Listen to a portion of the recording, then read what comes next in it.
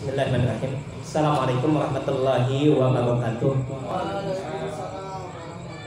Alhamdulillahi wa kafa, wassalatu wassalamu ala rasulillahil mustafa wa ala alihi wa ashabihi wa mawafa. Allahumma anfa'na bima 'allamtana wa 'allimna ma yanfa'una wa zidna ilma. Allahumma inna nas'aluka ilman nafi'an wa rizqan tayyiban wa amalan mutaqabbalan. Amma ba'd. Ikhwani wa khatibillah ajinallahu wa yakum. Alhamdulillah, puji syukur kita panjatkan kepada Allah Subhanahu wa taala. Salawat dan salam kepada Nabi Muhammad sallallahu alaihi wasallam, keluarganya, para sahabatnya, dan siapa saja yang mengikutinya hingga yaumul qiyamah. Pada malam hari ini kita mulai masuk pada hadis yang berkaitan tentang zikir ba'da tasahhudi, yaitu zikir atau doa setelah kita membaca doa tasahhud.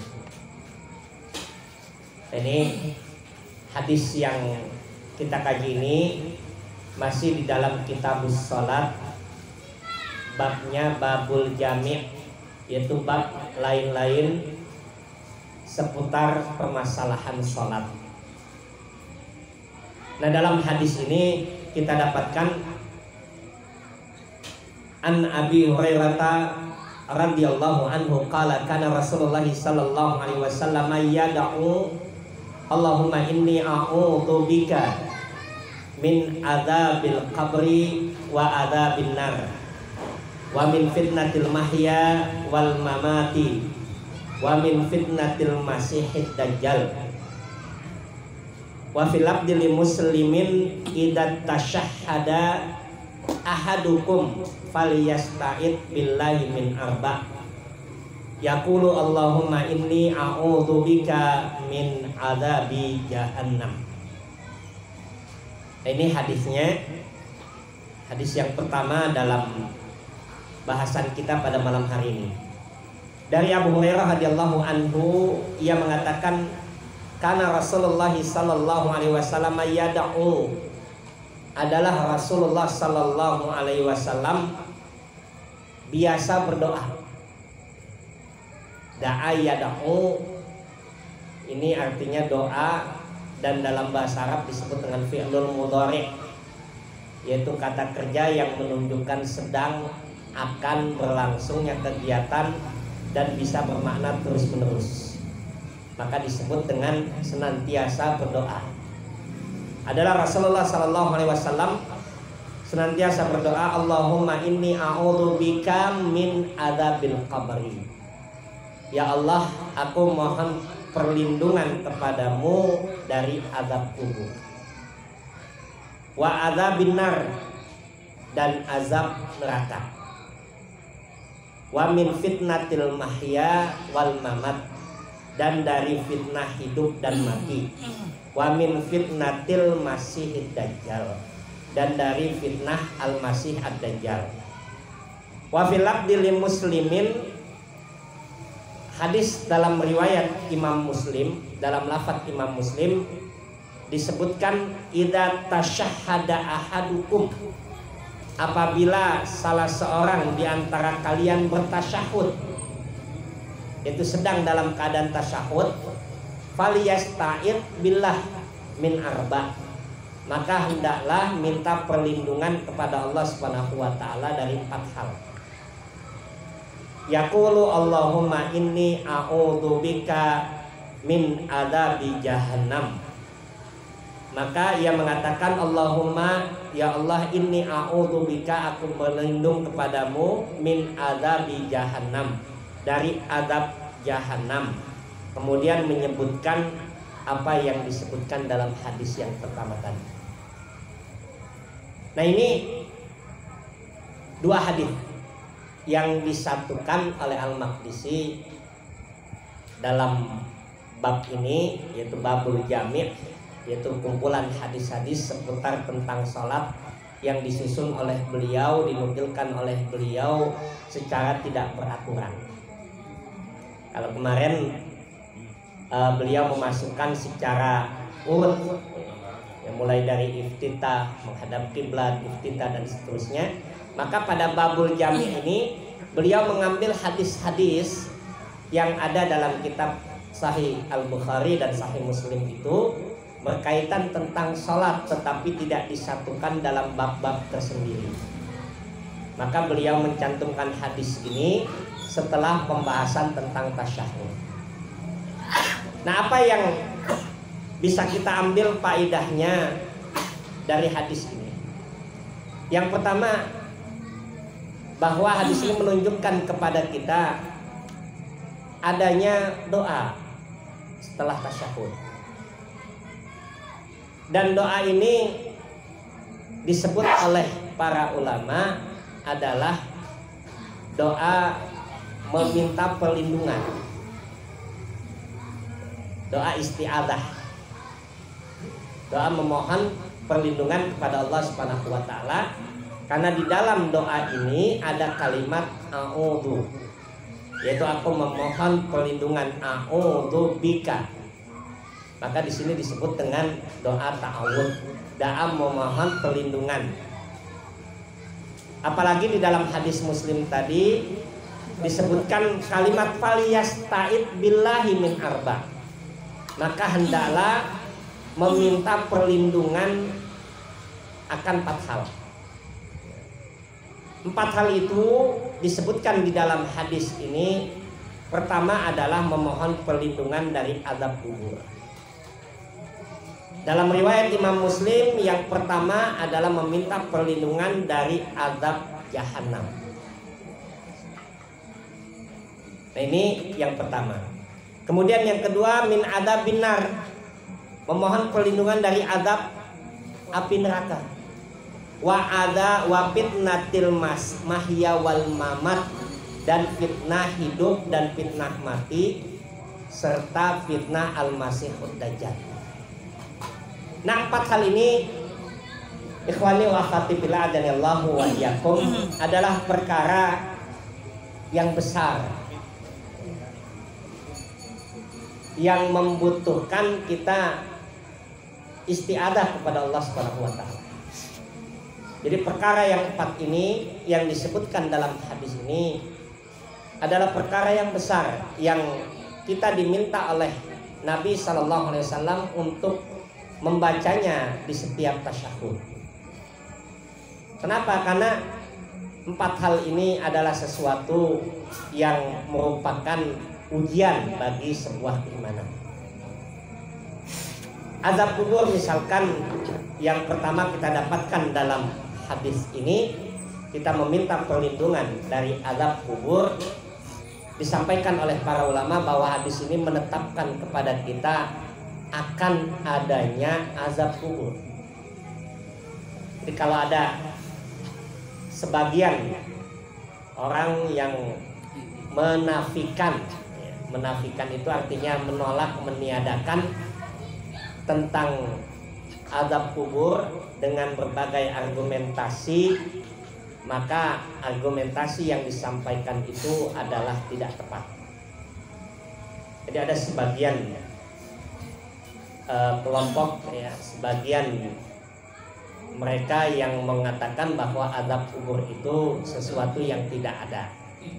Pertama, yang menafikan tentang azab kubur ini adalah kelompok yang kita kenal dengan pemahaman sekulerisme dan pemahaman yang memisahkan antara akidah tauhid dengan logika.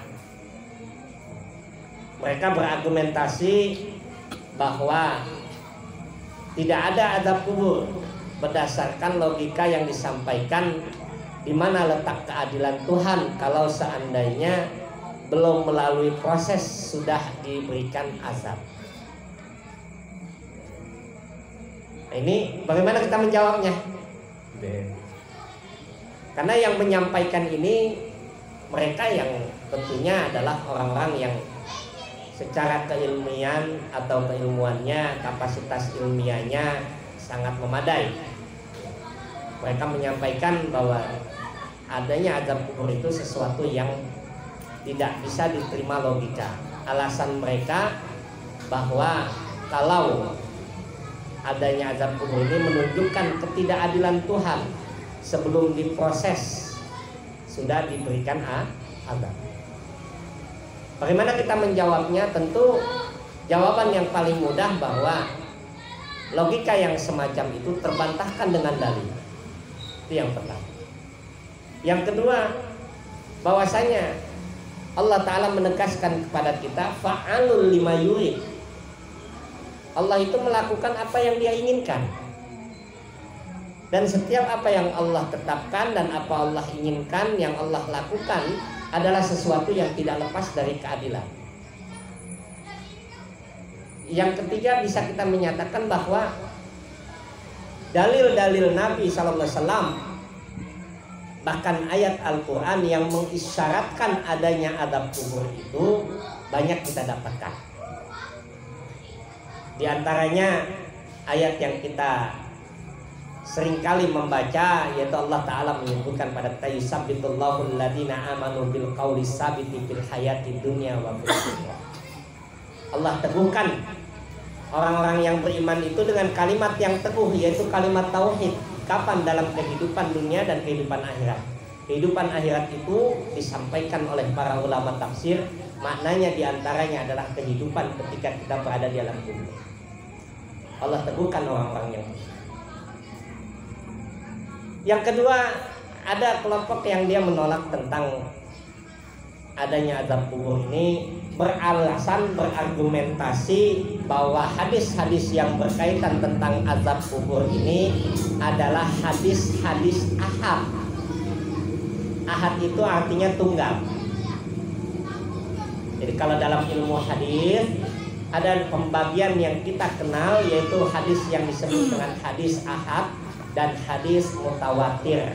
Hadis ahad itu adalah hadis yang diriwayatkan oleh sejumlah orang yang tidak lebih dari 10 jalur.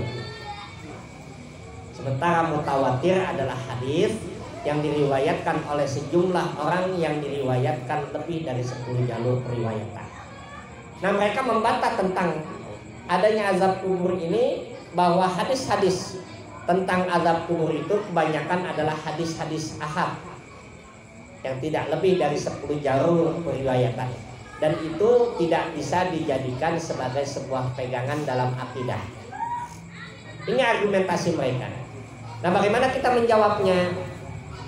Bahwa apa yang disampaikan oleh mereka ini tentu menetapkan bahwa hadis ahad itu tidak bisa dijadikan hujah atau landasan dalam masalah akidah adalah perkara yang membutuhkan kepada dalil.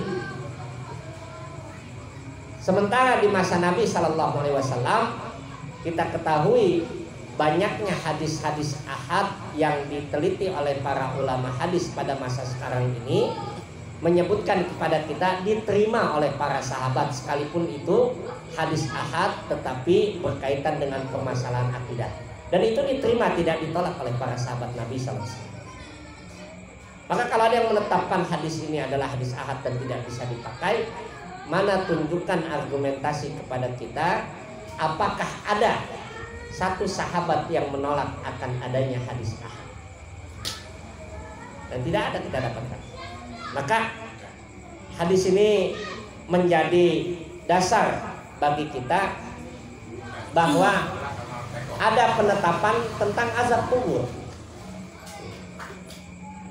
Bahkan Nabi Sallallahu Alaihi Wasallam banyak kita dapatkan di dalam beberapa riwayat. Nabi menyebutkan diantaranya dalam hadis yang diriwayatkan Imam Muslim, ketika beliau bersama beberapa orang para sahabatnya melakukan ziarah kubur, lalu melewati satu kuburan, dan Nabi mengatakan, istaidu billah, istaidu billah, istaidu billah. Kata Nabi SAW, minta perlindunganlah kalian kepada Allah Subhanahu wa taala, fa innahu yus'al, karena sungguh hari ini, saat ini ia sedang ditanya.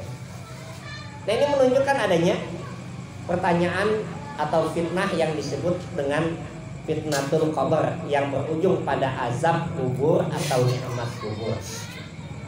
Nah, betapa dahsyatnya azab kubur ini sehingga kita minta perlindungan kepada Allah Subhanahu wa taala, karena sungguh azab kubur yang disampaikan oleh Nabi sallallahu alaihi wasallam yang diperintahkan kita untuk meminta perlindungan kepada Allah Subhanahu wa taala adalah azab yang dia akan mempersulit kita pada perjalanan berikutnya. Itu kan perjalanan yang disebut dengan rihlatul akhirah, yaitu perjalanan kita setelah kematian menuju kepada kehidupan akhirat. Yang kata Nabi sallallahu alaihi wasallam dalam hadisnya, beliau sampaikan kepada kita, man nada minhuma faqad naja ba'dahuma. Kata Nabi sallallahu alaihi wasallam, siapa yang selamat darinya, yaitu dari proses sakratul mautnya, dari proses fitnah kuburnya dia selamat, maka Nabi sallallahu alaihi wasallam menyampaikan kepada kita, maka dia akan selamat perjalanan setelah kematian, setelah itu. Karena masih panjang perjalanan.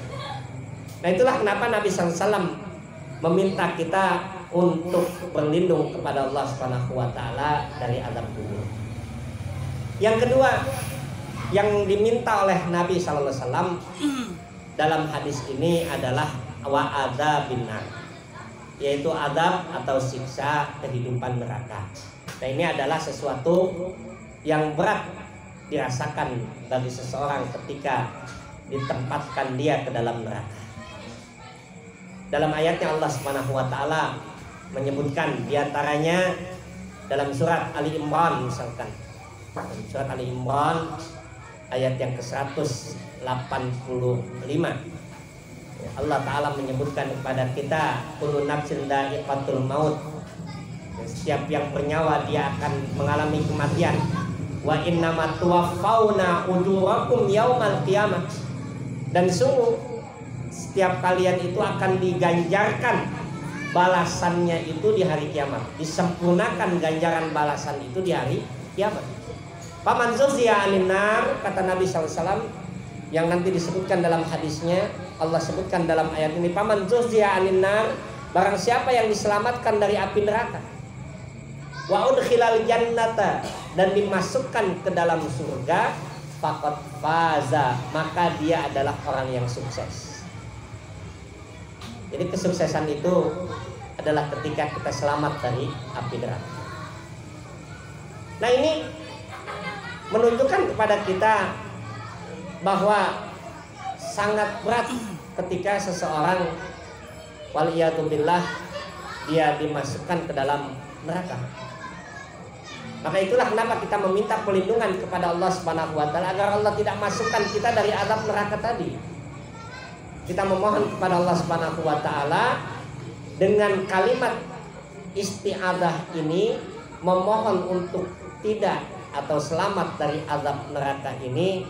Kita memohon kepada Allah Subhanahu wa taala agar kita masuk ke dalam surga tanpa melewati neraka. Kan itu yang kita inginkan. Dari hadis-hadis Nabi sallallahu alaihi wasallam menyebutkan kepada kita bahwa ada orang yang masuk neraka lalu kemudian Allah masukkan ke dalam surga. Ada orang yang masuk ke dalam surga tanpa dia terperosok ke dalam api neraka, dan ada orang yang masuk ke dalam surga tanpa hisab, tanpa perhitungan. Allah masukkan dia ke dalam surga secara otomatis atau secara langsung. Nah, ini yang kita minta kepada Allah Subhanahu wa taala. Kemudian yang ketiga yang kita minta dalam doa isti'adzah ini adalah kita memohon kepada Allah Subhanahu wa taala perlindungan dari fitnah hidup dan fitnah mati.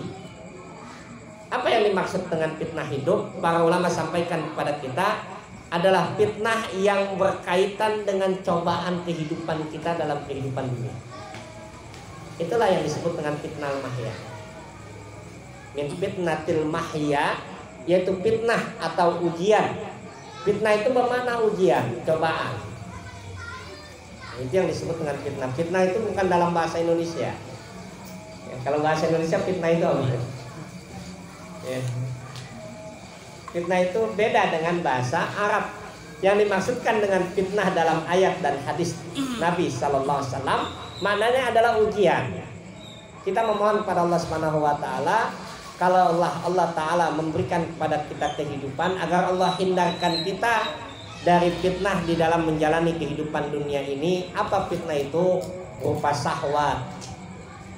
Adalah fitnah yang banyak terjadi pada masa sekarang. Kebodohan, al-jahlu bi ahkamiddin, tidak memahami hukum-hukum agama.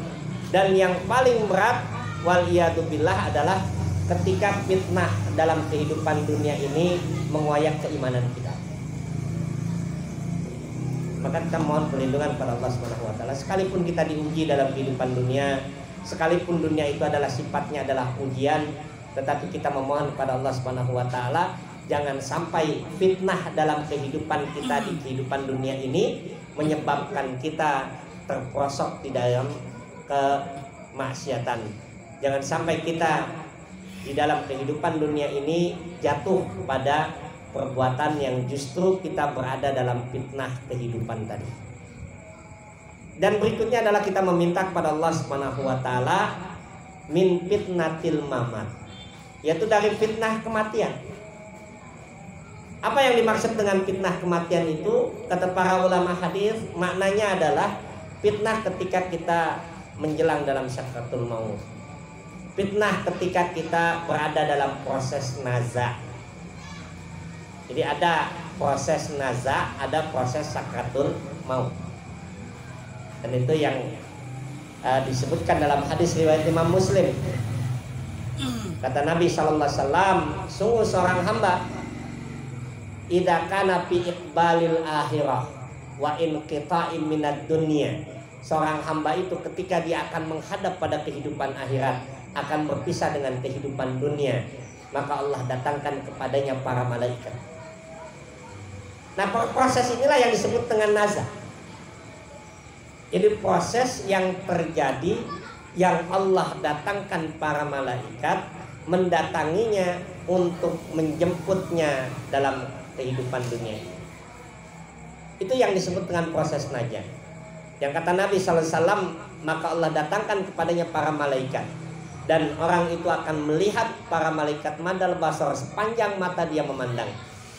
Lalu kemudian Allah datangkan kepadanya malakul maut, yaitu malaikat maut, yang dia menduduki kepalanya, lalu kemudian mengambil rohnya dengan mudah bagi orang yang beriman dan dengan sulit bagi mereka yang bermaksiat kepada Allah Subhanahu wa taala. Nah, ini fitnah. Jadi kita memohon kepada Allah Subhanahu wa taala dari fitnah kematian. Dan termasuk juga yang diminta kepada kita agar Allah Subhanahu wa taala melindungi kita dari fitnah yang disebut dengan fitnah Al-Masih Dajjal. Kenapa disebut dengan Al-Masih? Al-Masih itu artinya yang tersentuh. Ad-Dajjal adalah Dajjal. Kenapa disebut dengan Al-Masihud Dajjal? Bahwa yang kita minta perlindungan kepada Allah Subhanahu wa taala di dalam hadis ini adalah kita meminta perlindungan kepada Allah Subhanahu wa taala agar Allah lindungi kita dari fitnah Dajjal besar. Bagaimana cara melindungi Allah Subhanahu wa taala kepada kita? Bisa jadi Allah Subhanahu wa taala akan mengakhirkan hidup kita sebelum kita bertemu dengan Dajjal. Itu adalah bentuk perlindungan yang Allah berikan pada kita. Dan kenapa disebut dengan Al-Masih? Ada dua yang disebut dalam hadis Nabi SAW. Dan dalam Al-Quran juga Allah Ta'ala menyebutkan kepada kita. Yang pertama adalah Al-Masihud Dajjal, dan yang kedua Al-Masihu Isa alaihissalam. Al-Masih artinya adalah yang tersentuh atau yang menyentuh. Disebut dengan Al-Masihud Dajjal, diterangkan oleh Abu Hakami dalam kitabnya Mukhtasar Ma'arijul Qabul, bahwasanya makna Al-Masih itu tersentuh karena pada saat itu Dajjal akan Allah wafatkan dengan disentuh oleh Isa alaihissalam. Dan di situ juga disebut dengan Al-Masihu Isa bin Maryam karena Al-Masih adalah yang menyentuh Dajjal, itulah kemudian disebut dengan kata Al-Masih. Nah, ini fitnah yang besar yang kita memohon kepada Allah Subhanahu wa taala agar Allah Subhanahu wa taala memberikan perlindungan kepada kita, bahwa dari 4 hal tadi kita baca di setiap kita sholat. Ikhwani wa akhwati fillah jannallahu wa iyyakum. Hadis yang pertama dalam bahasan tentang doa ini tidak disebutkan kapan Nabi membacanya. Karena hadis yang pertama dalam riwayat Abu Hurairah ini disebutkan kepada kita, karena Rasulullah sallallahu alaihi wasallam yad'u, Nabi sallallahu alaihi wasallam itu, Rasulullah sallallahu alaihi wasallam itu selalu berdoa. Tidak disebutkan kapan berdoanya. Tapi dalam riwayat Imam Muslim ditegaskan idza tasyahhada, bahwa doa ini dibaca pada saat tasyahud. Itu selesai kita membaca doa tasyahud, maka doa ini dibaca, dan hukumnya kata para ulama, hukumnya adalah sunnah. Doanya sunnah. Timbul permasalahan yang dimaksudkan dengan kalimat idza tasyahhada ahadukum ini, tasyahud yang pertama atau yang kedua? Assalamualaikum. Yang kedua, apakah bacaan ini bisa dibaca di setiap tasyahud, yaitu baik tasyahud pertama maupun tasyahud yang kedua, ataukah hanya tasyahud yang kedua saja kita baca doa ini? Karena hadis yang diriwayatkan oleh Imam Muslim tadi hanya menyebutkan idza tasyahhada, apabila kalian bertasyahud. Ini tidak disebutkan tasyahud awal kah atau tasyahud akhir. Maka hadis ini dalam kajian para ahli hadis disebut dengan hadis yang sifatnya mutlak. Jadi doa ini secara mutlak boleh dibaca setiap tasyahud. Itu pertama.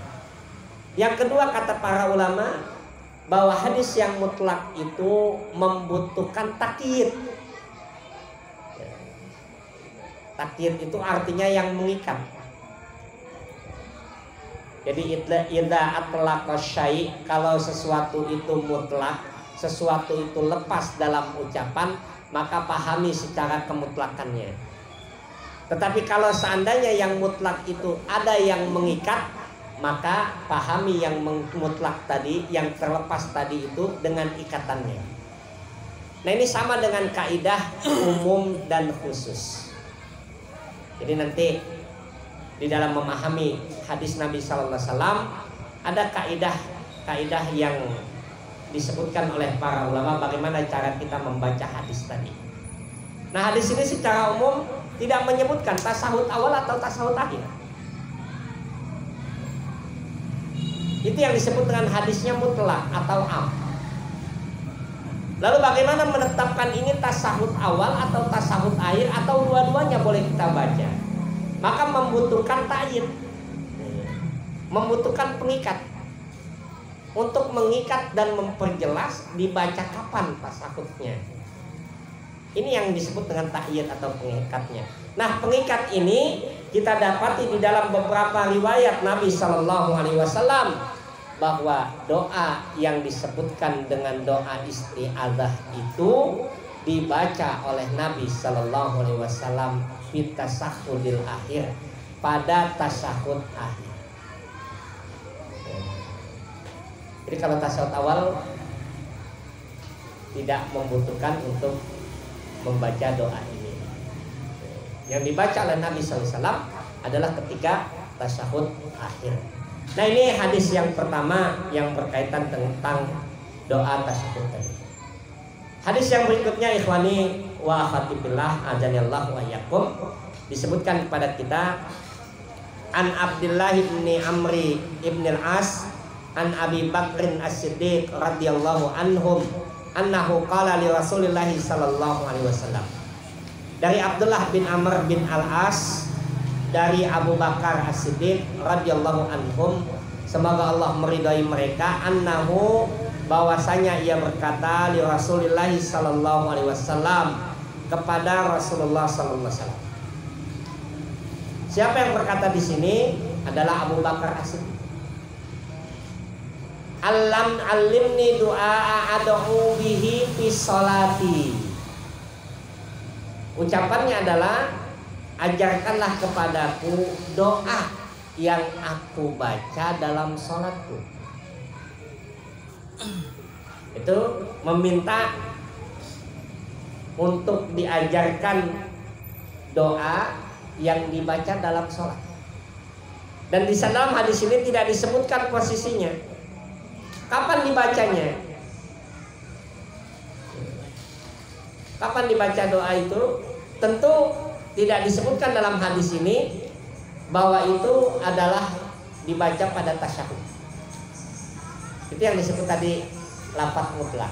Tapi hadis ini menyebutkan pada kita, alimni du'a ad'u bihi fis sholati, bahwa Abu Bakar meminta kepada Rasulullah agar diajarkan bagaimana doa yang bisa aku baca ketika dalam salat. Qala, Nabi sallallahu alaihi wasallam bersabda, "Qul," katakanlah, "Allahumma inni dhalamtu nafsi dzulman katsira wa la yaghfiru dzunuba illa ant, faghfirli maghfiratan min indika warhamni innaka antal ghafurur rahim."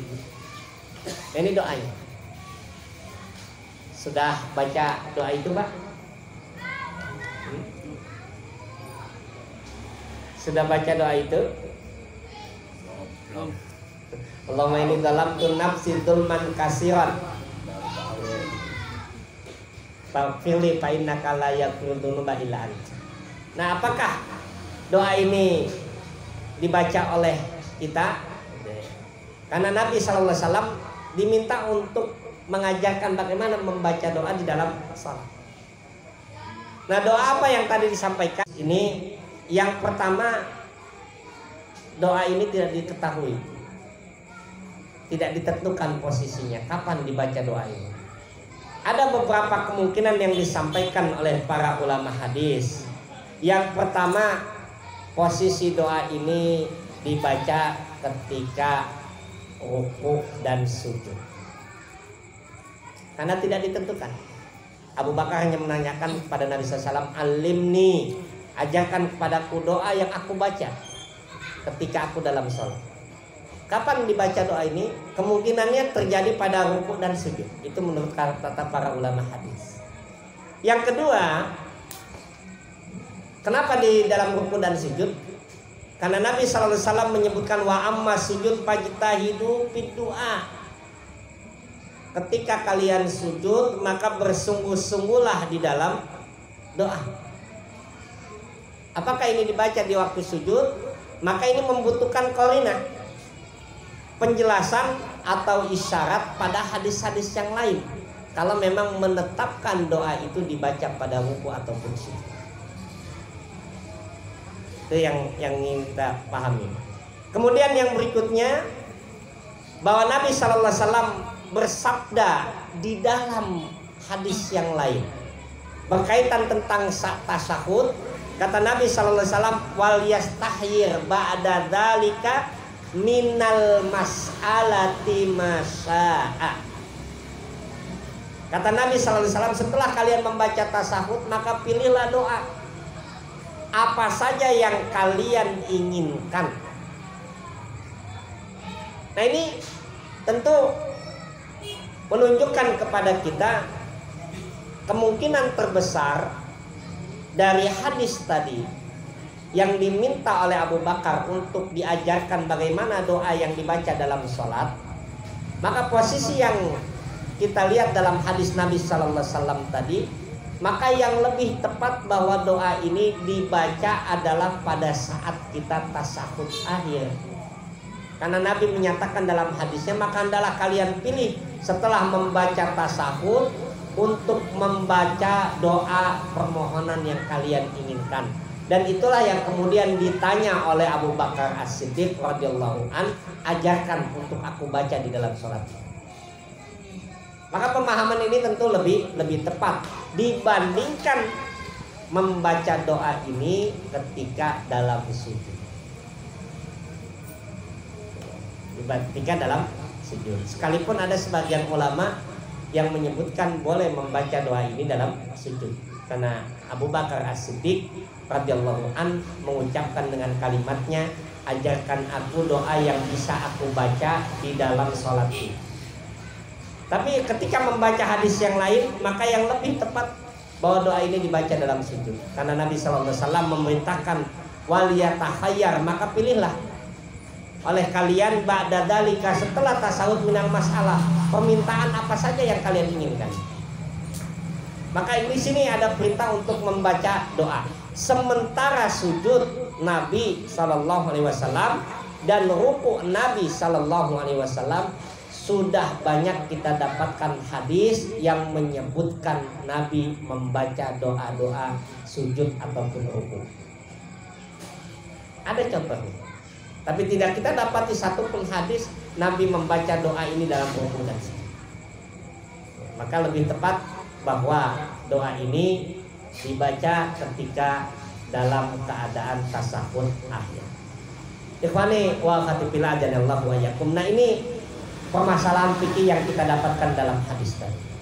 Apa kandungan dalam doa ini yang disarahkan atau dijelaskan oleh para ulama? Pertama, di dalam doa ini, dan nanti kalau yang mungkin belum menghafal doa ini bisa dihafalkan ya. Dihafalkan ya. Pertama yang diminta oleh Nabi SAW untuk dibaca dalam doa ini adalah kalimat yang diucapkan oleh Nabi SAW, ini zalamtu nafsi dzulman katsira. Sungguh ya Allah, aku telah banyak menzolimi diriku dengan kezoliman yang sangat banyak. Ini zalamtu nafsi, sungguh saya telah berlaku aniaya, berlaku zalim terhadap diriku dengan kezoliman yang banyak. Apa yang dimaksudkan dengan kezoliman itu? Kezaliman itu maknanya adalah perbuatan dosa. Ya Allah, sungguh saya telah melakukan perbuatan dosa yang sangat banyak. Bahkan kezaliman yang terbesar yang disebutkan di dalam Al-Quran adalah dosa syirik. Dalam surat apa itu? Dalam surat apa itu? Inna syirka la dzulmun adzim. Sungguh perbuatan menyekutukan Allah, perbuatan syirik itu adalah kezaliman yang sangat besar. Tapi kata para ulama menyampaikan setiap perbuatan zalim adalah dosa. Setiap dosa adalah perbuatan zalim. Yang disampaikan oleh para ulama. Dan dosa yang terbesar, kezaliman yang terbesar adalah ketika seseorang melakukan kemusyrikan di dalam kehidupan. Itu yang kita minta kepada Allah Subhanahu wa taala. Ini zalamtu nafsi dzulman katsira. Ya Allah, sungguh aku telah menzolimi diriku dengan kezaliman yang sangat banyak. Baik yang kita sadari atau yang tidak kita sadari. Karena Nabi SAW menegaskan kepada kita, kullu bani Adam khata, bahwa setiap anak Adam itu memiliki kesalahan. Wa khairul khatta'in at-tawwabun, dan orang yang paling baik melakukan kesalahan itu adalah orang yang selalu bertobat. Dan ini adalah permintaan kita kepada Allah Subhanahu wa taala. Allahumma inni dzalamtu nafsi dzulman katsiran. Kita mengakui kepada Allah Subhanahu wa taala di hadapan Allah Subhanahu wa taala bahwa kita banyak melakukan perbuatan dosa. Dan itu syarat untuk mendapatkan ampunan Allah Subhanahu. Apa syaratnya itu? Istiqrar, adanya pengakuan akan kesalahan kita. Maka kalimat ini adalah kalimat yang sangat besar maknanya. Inni dzalamtu nafsi dzulman katsiran wa la yaghfiru dzunuba illa anta. Ya, saya tahu ya Allah bahwa saya telah banyak melakukan perbuatan kezaliman, melakukan perbuatan dosa, wa la yaghfiru dzunuba illa anta, dan tidak ada yang bisa mengampuni dosa kecuali Engkau. Siapa yang bisa memberikan pengampunan dosa? Tidak ada. kecuali Allah Subhanahu wa taala, dan itu pengakuan kita. Lalu kemudian kita memohon kepada Allah Subhanahu wa taala, "Faghfirli", maka ampunkanlah dosaku. Kita memohon kepada Allah Subhanahu wa taala agar Allah taala memberikan kepada kita pengampunan dari dosa yang kita lakukan. Dan maghfirah yang kita minta, apa artinya itu, Pak? Kita selalu minta mohon ampun, istighfar, memohon ampun pada Allah Subhanahu wa taala, memohon maghfirah pada Allah Subhanahu wa taala. Apa maknanya kata para ulama? Yang disebutkan oleh para ulama bahwa ketika kita istighfar, ketika kita memohon ampun pada Allah Subhanahu wa taala, meminta diampunkan dosa kita, maknanya kata para ulama sitrud dzunub wa mu'aqabatih. Kita minta kepada Allah Subhanahu wa taala agar Allah tutup dosa kita.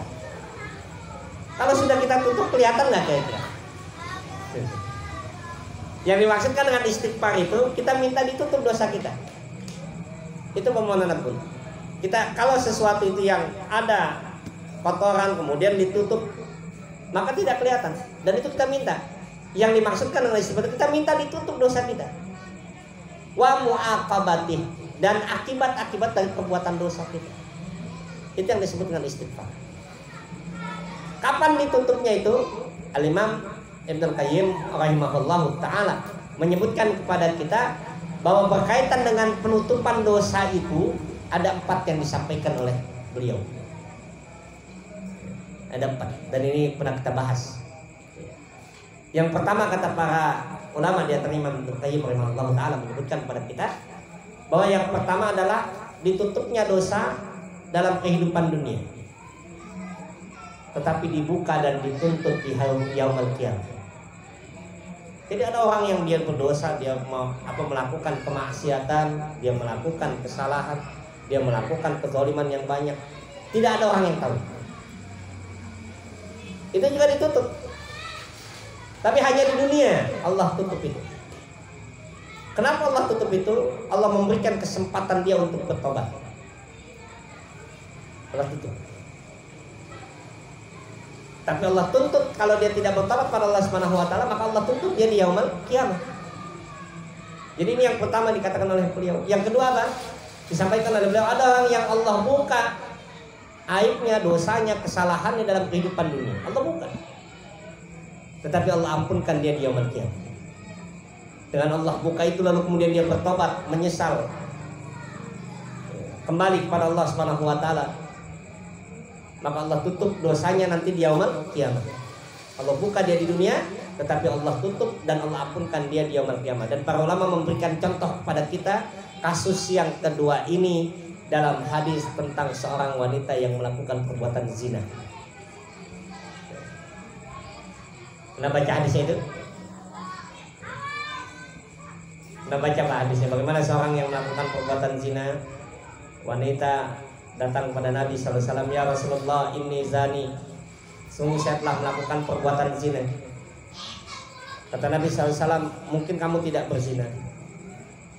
Mungkin kamu hanya melakukan perbuatan yang mendekati zina." "Tidak ya Rasulullah, saya berzina." Lalu Nabi SAW mengatakan, "Apakah zina yang kamu maksudkan itu sebagaimana timba yang masuk ke dalam sumur?" "Benar ya Rasulullah." Artinya kiasan untuk perbuatan zina. Lalu kemudian Rasulullah SAW menyampaikan kepadanya, ketika mengetahui bahwa wanita tadi sudah dalam keadaan hamil, Rasulullah katakan, "Pulang kamu, kembali kamu, kembalilah kamu sampai melahirkan." Maka wanita itu kembali, dan ketika dia selesai melahirkan, dia bawa anaknya di hadapan Rasulullah SAW. "Ya Rasulullah, saya telah melahirkan dan ini anak hasil perbuatan zina saya, maka kenakanlah hukum." Lalu Nabi SAW seakan-akan tidak mau melihat wanita tadi. Artinya apa? Rasulullah SAW tidak ingin menerapkan hukuman pada wanita tadi dengan kemanusiaan, dengan sifat kemanusiaan yang dimiliki oleh Rasulullah SAW yang sangat kasih kepada umatnya. Maka Rasulullah seakan-akan tidak mau melihat. Kemudian wanita tadi mengatakan, "Ya Rasulullah, saya minta dikenakan hukum." Rasulullah SAW mengatakan pada wanita tadi, "Pulanglah kamu sampai bayi ini selesai kamu susui. Berapa tahun? 2 tahun lagi dia harus menunggu. 2 tahun lagi dia harus menunggu. Datang setelah dia selesai menyusui 2 tahun itu, dia datang dengan anak bayinya. Lalu kemudian anak bayinya itu dipegang roti, diberikan roti kepadanya. Lalu katakan kepada Rasulullah SAW, ya Rasulullah, inilah aku yang datang kepadamu untuk minta dikenakan hukum had, karena wanita itu berzina dalam keadaan telah menikah. Maka kemudian Rasulullah SAW mengambil anak tadi dan menitipkannya, lalu kemudian dikenakanlah hukum rejam. Apa rejam itu? Rejam itu ditanam setengah badan, dilempari dengan batu-batu yang kecil sampai mati,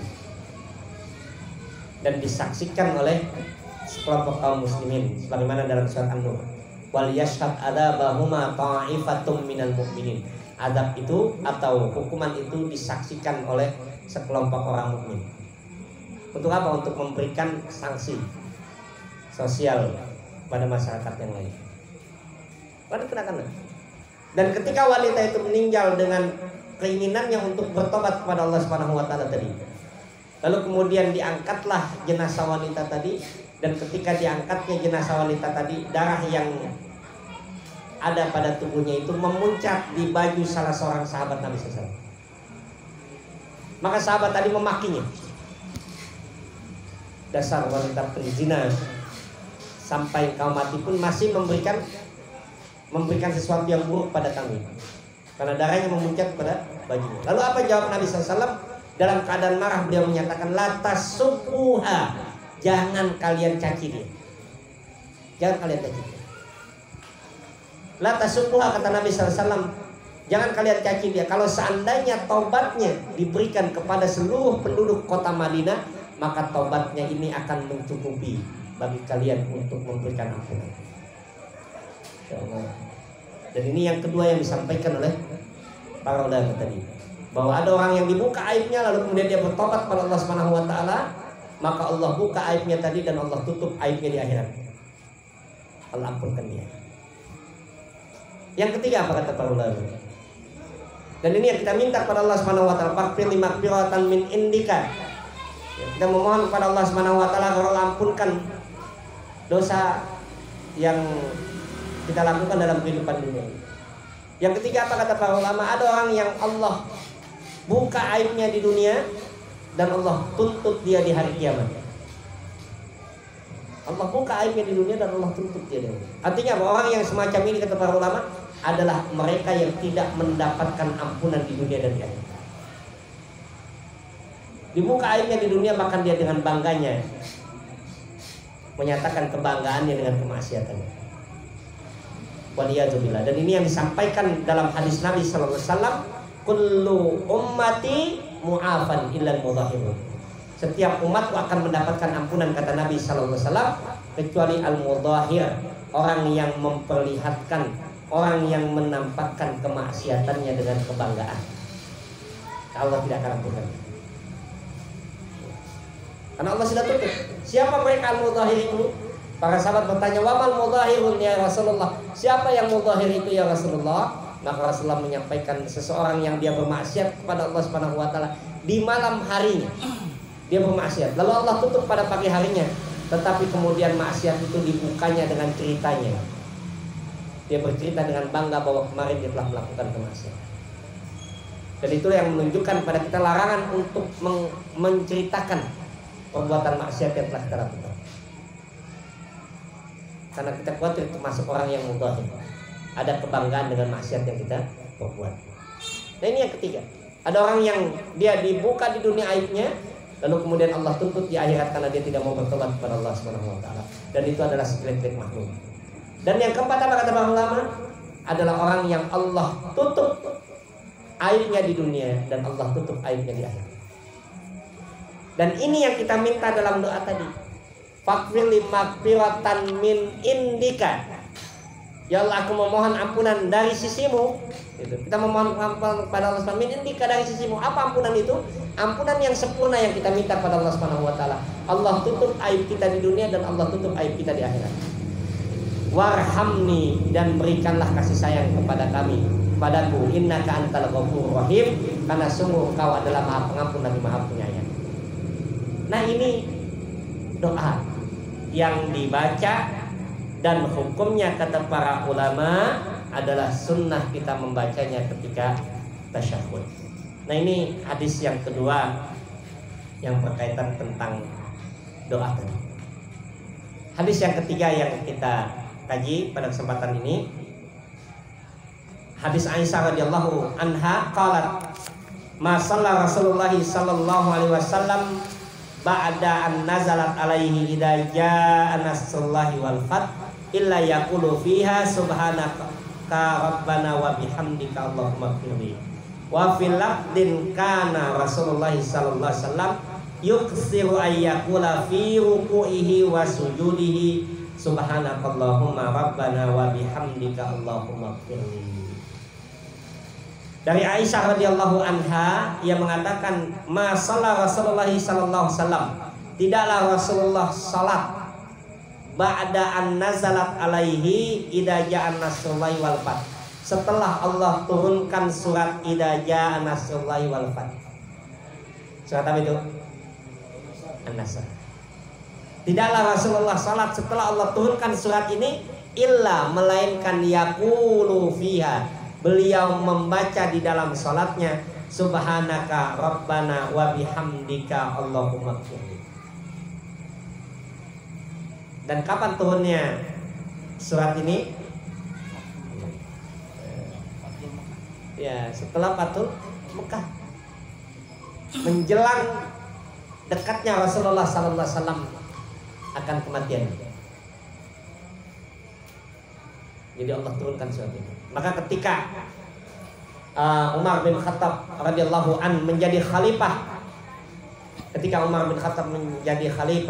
beliau mengangkat Abdullah ibnu Abbas radhiyallahu an, mufassirul Quran, turjumanil Quran, orang yang ahli dalam Al-Quran, salah satu sahabat Nabi sallallahu alaihi wasallam yang merupakan mufassir Al-Quran, diangkat oleh Umar bin Khattab menjadi penasehatnya.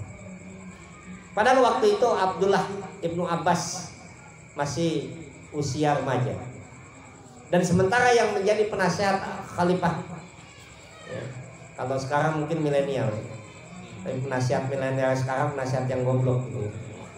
Beda dengan Ibnu Abbas karena ilmu. Dan itu dikatakan oleh Abdullah bin Abbas, maka aku melihat minal kabair, sebagian orang-orang tua yang sepuh, yang senior menganggap kenapa kok ada anak kecil yang diangkat oleh khalifah menjadi penasihatnya. Maka satu kali Khalifah Umar bin Khattab mengumpulkan para penasihatnya, lalu menanyakan pada para penasihatnya, apa tafsir ayat ini?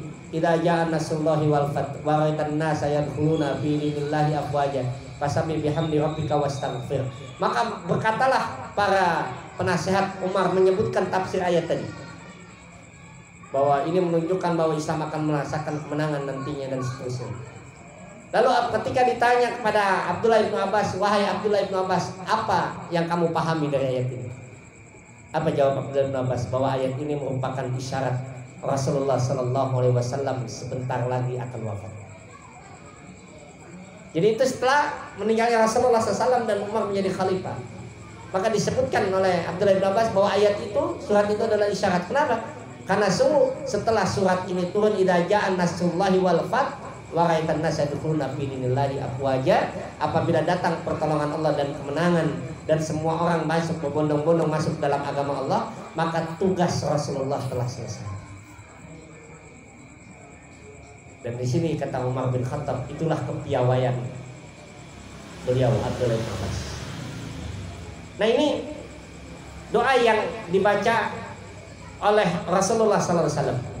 Setelah turunnya ayat ini, Rasulullah membaca subhanaka rabbana wa bihamdika allahumma ighfirli.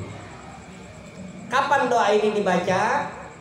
Dalam hadis Aisyah tadi tidak disebutkan kapan dibacanya, tetapi pada hadis berikutnya disebutkan dengan lafaz yang lain, kana Rasulullah sallallahu alaihi wasallam yuksiru ayyakula fi ruku'ihi wa sujudihi.